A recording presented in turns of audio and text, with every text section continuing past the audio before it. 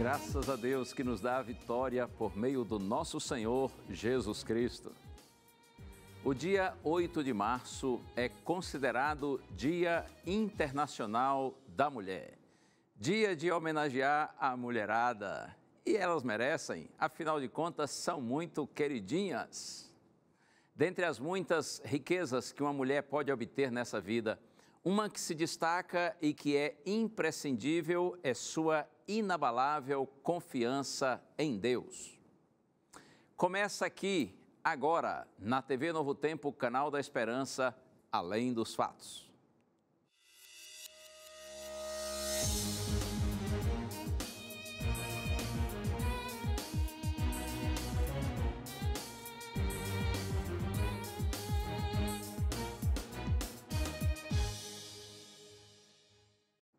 E eu tenho um presente para você.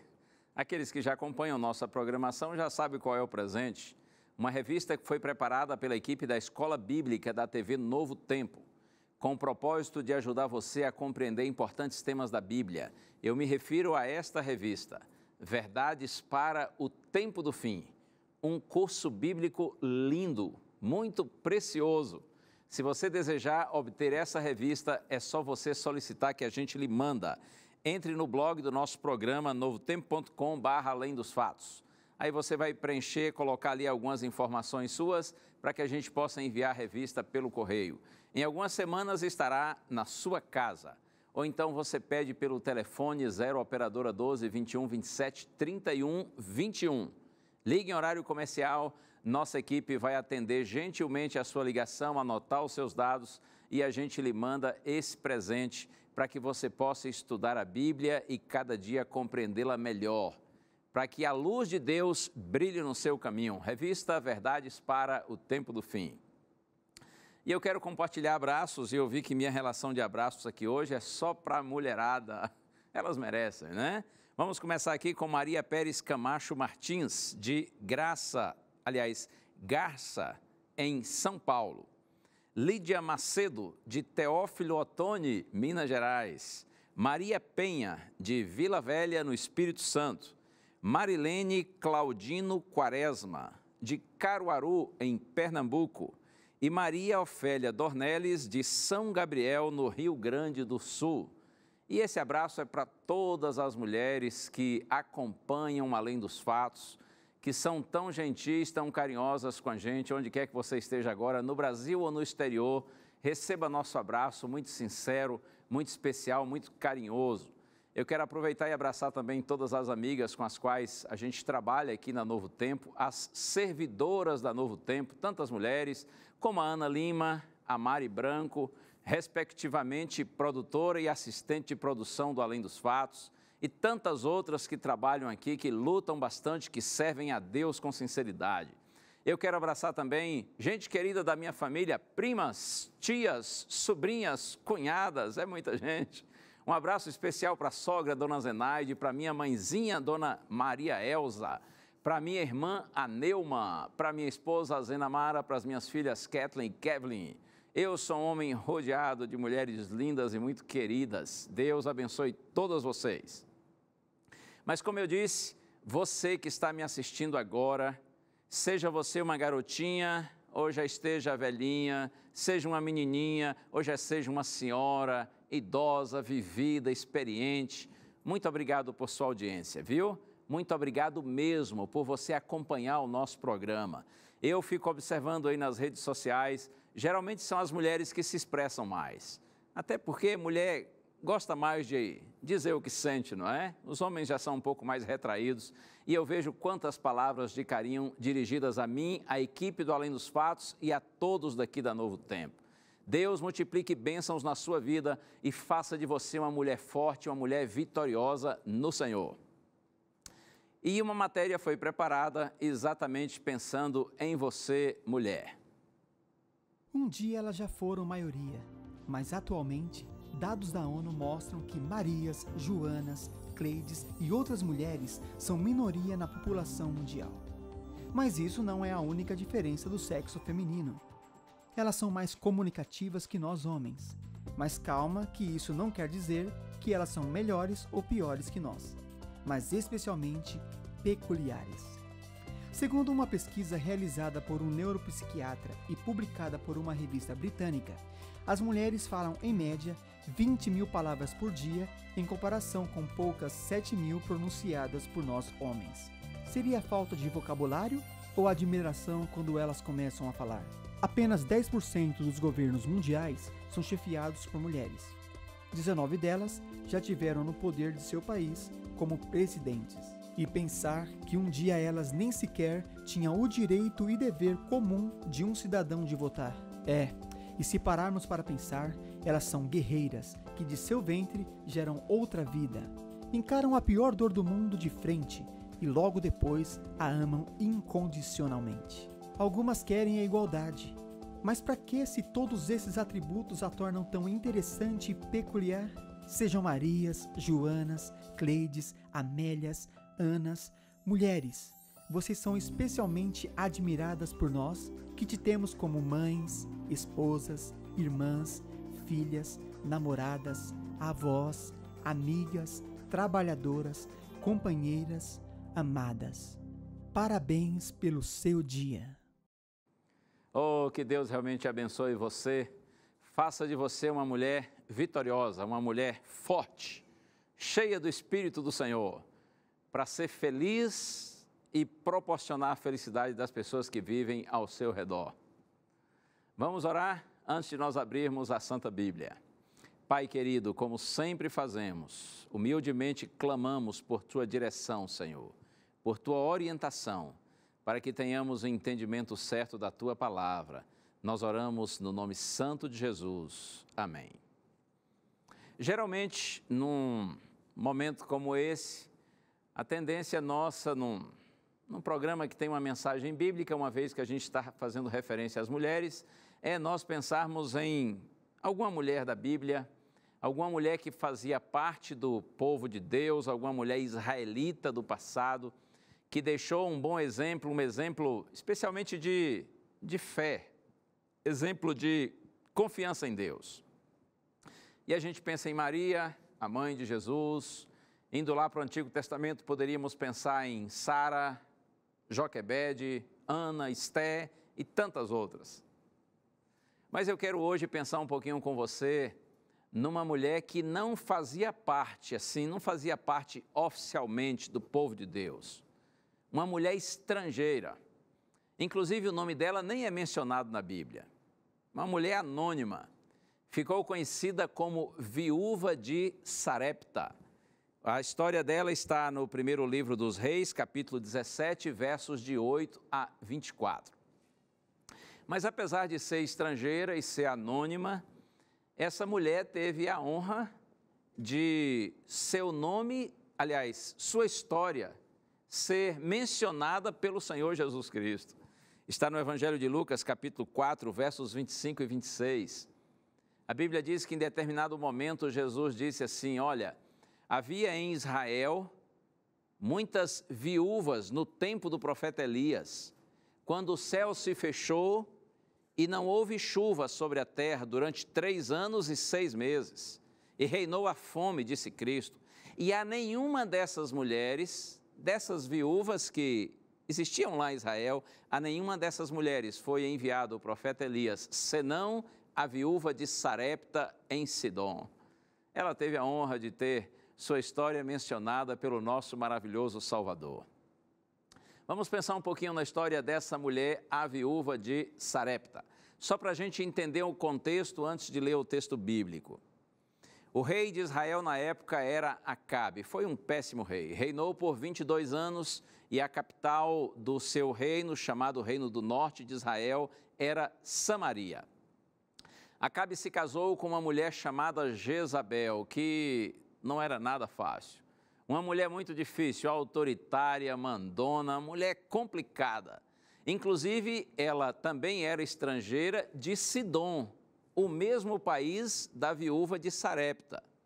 Então veja, essa Jezabel era adoradora de ídolos, inclusive de um deus pagão chamado Baal, um deus fenício, considerado o deus da fertilidade. Era o deus que mandava chuvas e por conta da bênção de Baal, a terra produzia e havia fartura de colheitas. Esse era o pensamento deles. Baal era um deus, claro que um deus com D minúsculo. E Jezabel era adoradora desse deus. Ela influenciou o rei Acabe, o rei de Israel, e a Bíblia diz que no tempo do reinado de Acabe, a idolatria se proliferou por todo o reino de Israel. O povo se afastou do verdadeiro Deus e passou a adorar esse tal de Baal.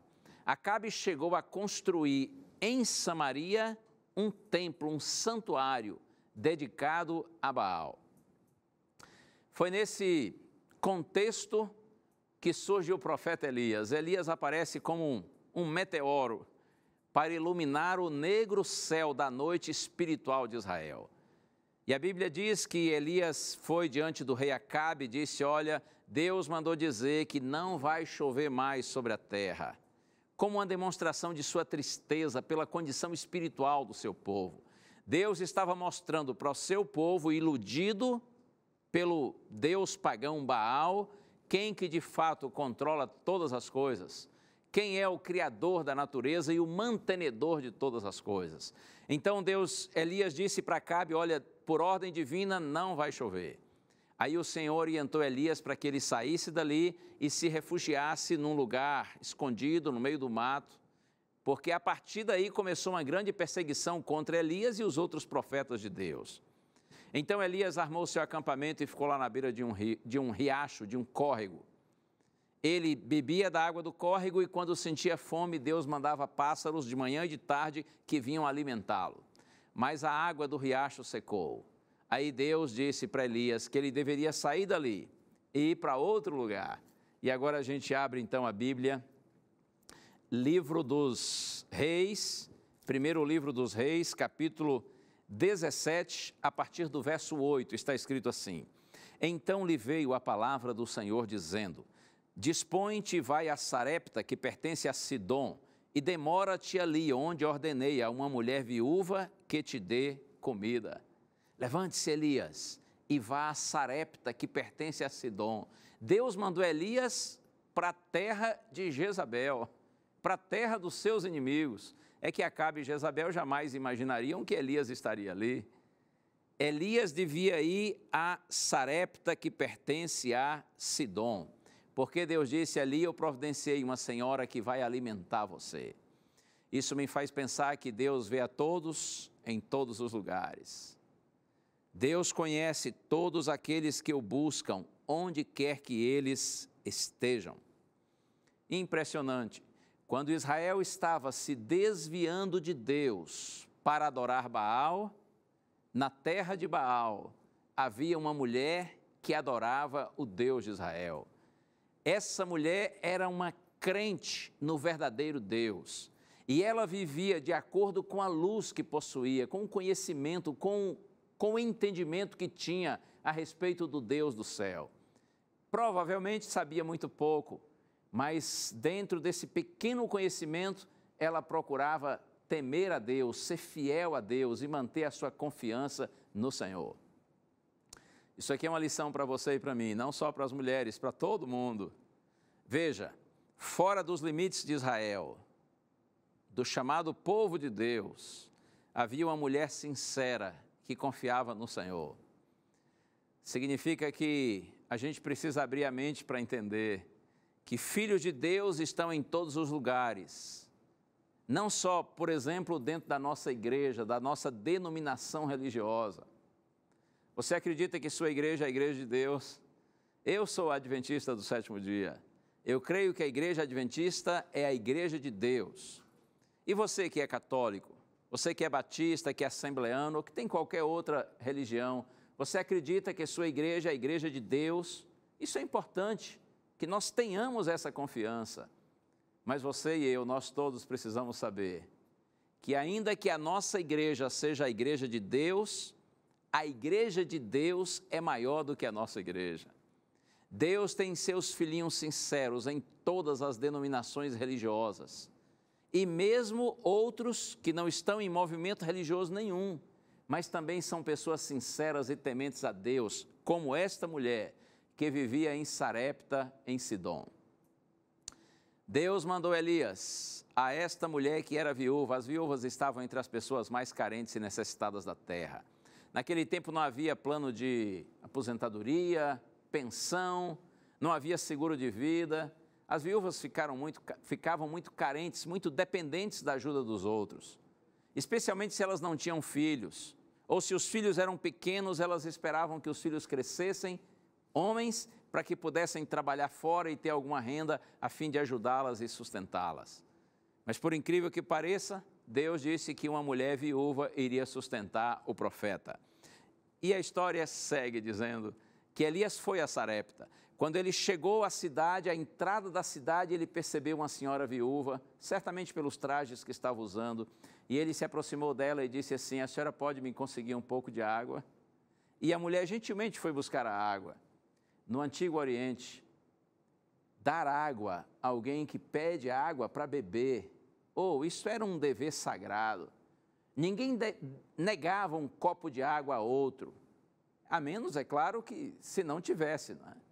Então a mulher vai buscar a água, mas antes que ela se afaste, Elias diz assim: a senhora podia também trazer para mim um pãozinho? Sede e fome, então eu quero água e pão. A senhora pode trazer um pãozinho? E a Bíblia diz que a mulher olhou para Elias e disse assim: meu senhor, pãozinho não. Eu não tenho nada cozido, não tenho nada preparado. Estou aqui catando alguns gravetos, alguns cavacos, para acender o fogo e preparar um alimento para mim e para meu filho, mas eu só tenho, disse ela, um pouquinho de farinha numa panela e um pouquinho de azeite numa botija, num frasco. Eu vou preparar esse alimento para mim e para meu filho, nós vamos comê-lo e depois vamos morrer. Ora, por que comer e morrer? É que era o restinho que ela tinha, ela não possuía mais nada. Por isso que ela disse: nós vamos comer e morrer, porque depois que a gente comer, a gente vai ficar satisfeito, legal, mas aí bate a fome de novo e não tem mais nada para comer, por isso nós vamos morrer. Que situação difícil, hein? Eu gosto de pensar no que Elias disse para essa mulher. Está aqui, primeiro livro dos Reis, capítulo 17, agora a partir do verso 13, olha só o que Elias disse para ela: não temas, vai e faze o que disseste, mas primeiro faze dele para mim um bolo pequeno e traze-mo aqui fora, depois farás para ti mesma e para teu filho. Porque assim diz o Senhor Deus de Israel: a farinha da tua panela não se acabará e o azeite da tua botija não faltará, até o dia em que o Senhor fizer chover sobre a terra. Ok, disse Elias, a senhora pode ir e faça como a senhora está planejando. Vai preparar lá o pãozinho, o bolinho, mas depois que estiver pronto, traga primeiro para mim. Depois, para a senhora e para seu filho. E Elias disse assim: olha, e eu lhe digo uma coisa, em nome do Senhor Deus de Israel, a farinha da sua panela e o azeite da sua botija não vão acabar durante todos os dias em que a estiagem permanecer. Isto é palavra do Senhor Deus de Israel. Quando a gente lê Elias dizendo assim: faça primeiro e traga para mim, depois para a senhora, para o seu filho, é meio estranho isso, não é? Tirar da sua própria boca, da boca do seu filhinho, para levar o alimento primeiro para um estranho e, além do mais, estrangeiro. Na verdade, o que Elias estava era, naquele momento, levando aquela senhora a uma prova, a um teste de fé. A fé honra a Deus e Deus honra a fé. O exercício da fé abre a porta para a bênção. Nunca se esqueça, querida amiga, e você, amigo que está me acompanhando também, os pedidos de Deus são oportunidades criadas para nos abençoar. Deus pede para dar. Todos os pedidos de Deus são acompanhados de promessas de bênçãos. E a prova de que, de fato, essa mulher confiava no Senhor é que está escrito aqui. Eu leio agora 1 Reis 17, verso...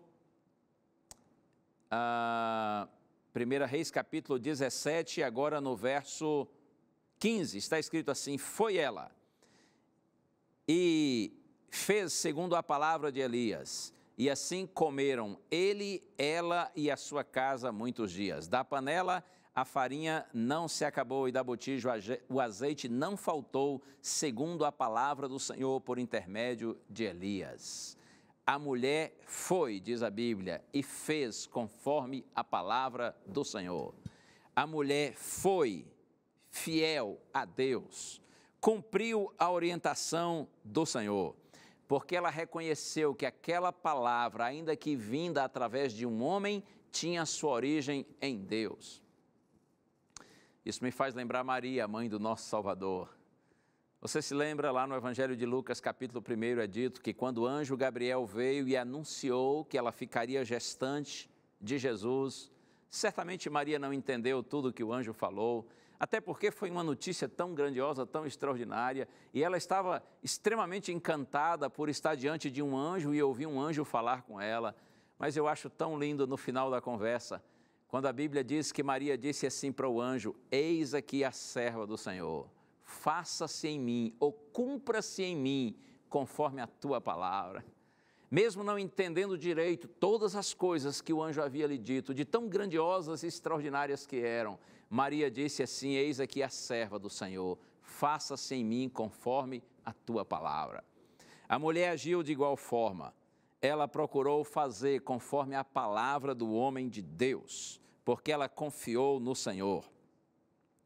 Eu quero estimular você, mulher, em nome do Senhor Jesus Cristo, seja fiel a Deus. E Ele também não vai deixar faltar o alimento sobre a sua mesa. Porém, mais do que isso, Ele não vai deixar faltar paz em seu coração, esperança na sua vida. Seja fiel a Deus e Ele vai abençoar a sua casa, Ele vai abençoar a sua família. Momentos áridos, momentos difíceis poderão surgir, porém você não estará sozinha. E por falar em momentos difíceis, olha só o que está escrito. Agora no verso 17, depois disso, adoeceu o filho da mulher, da dona da casa, e a sua doença se agravou tanto que ele morreu. Você dirá: pastor, essa mulher não confiava em Deus, não demonstrou tanta submissão ao Senhor. Por que seu filho adoeceu e morreu? Ora, porque nós também, filhos de Deus, que procuramos andar nos caminhos do Senhor, estamos sujeitos aos reveses da vida, aos sofrimentos, às tragédias, às dificuldades. Tristeza e luto também batem à porta dos filhos de Deus, assim como dos outros que não temem a Deus. Todos nós estamos sujeitos. E a reação da mulher foi muito intensa. Está escrito: então disse ela a Elias: que fiz eu, homem de Deus? Vieste a mim para trazeres à memória a minha iniquidade e matares o meu filho? Essas palavras refletem a irracionalidade de um coração dolorido. Na sua aflição, ela associou seu problema a Deus e ao profeta e imaginou que Deus a estivesse castigando. Ela imaginou que Deus estaria estabelecendo alguma punição por conta de algum pecado que ela houvesse cometido no passado. Repito, isto reflete a irracionalidade de um coração dolorido. E eu quero dizer para você que quando você passa por dificuldades e se abate, e chora, e questiona, e não entende, eu quero que você saiba que Deus entende você. Deus sabe quantas vezes nos sofrimentos da vida a gente tem dificuldade de administrar tudo isso. Mas como o Senhor é maravilhoso, né? Ele não permite o sofrimento se Ele não tem em mente um grande livramento. A Bíblia diz que Elias pegou o menino morto e levou para o quarto onde o próprio Elias dormia, onde ele estava hospedado, e colocou o menino sobre a cama e fez uma oração a Deus, clamando ao Senhor que ressuscitasse o garoto. E o garoto ressuscitou. E Elias pegou o menino pela mão, desceu as escadas lá do aposento superior onde ele ficava hospedado e entregou à mulher o seu filho e disse assim: vê, o teu filho vive. Que coisa linda! Vê, o teu filho vive. Eu quero dizer para você que um dia, você que talvez tenha perdido um filhinho e o coração está dolorido por isso, se você confia no Senhor e se seu filho descansou no Senhor, um dia você também ouvirá estas palavras: vê, olha, o teu filho vive. Porque o Senhor é maravilhoso. O Senhor tem sonhos grandiosos para todos aqueles que nele confiam. A minha palavra para você hoje e agora é esta: confie no Senhor de todo o seu coração. Não vacile, não duvide. Dentre todas as riquezas, como eu disse no início, uma das mais preciosas que uma mulher pode ter nessa vida, que é essencial, que é imprescindível, é confiar de forma inabalável no Deus eterno. Porque o Senhor é o mesmo ontem, hoje e o será para sempre. A mão de Deus, ainda que invisível, é invencível. O nosso Deus pode estar em silêncio, mas Ele nunca está ausente, Ele nunca está distante. Muito pelo contrário, Ele está próximo, Ele está junto de você. Nunca pense que o Senhor lhe abandonou. Se você confia em Deus e procura pela fé andar com Deus, o Senhor está ao seu lado, Ele está guiando os seus passos. E um dia nós vamos ter o privilégio de vê-lo face a face. Permaneça sendo uma mulher de Deus. Ande pela fé com o Senhor até a vitória completa e definitiva. Vamos orar? Vamos juntos buscar o Senhor. Pai querido, muito obrigado, Senhor, pela inspiração que vem de Tua palavra, pela certeza que nós temos de que, não obstante as tristezas e lutas desta vida, Tu estás conosco, Tu estás guiando o Teu povo, os Teus filhinhos que estão em todos os lugares, e um dia, por Tua graça e bondade, estaremos eternamente em Tua presença. Uma bênção especial, Senhor, eu te peço para as mulheres que acompanham essa oração agora, as menininhas pequenas, adolescentes, jovens, mulheres adultas, idosas, ó Deus, abençoa todas essas Tuas filhinhas. Dá-lhes, Senhor, o Teu Espírito para que elas vivam pela fé, sejam felizes, sejam prósperas. Eu te peço, Pai, com gratidão e louvor, no nome de Jesus. Amém. Que o bom Deus continue abençoando você e lembre-se do que está escrito, que a fé é a certeza de coisas que se esperam e a convicção de fatos que não se veem. Permaneça firme, permaneça em Deus. Um abraço. Tchau.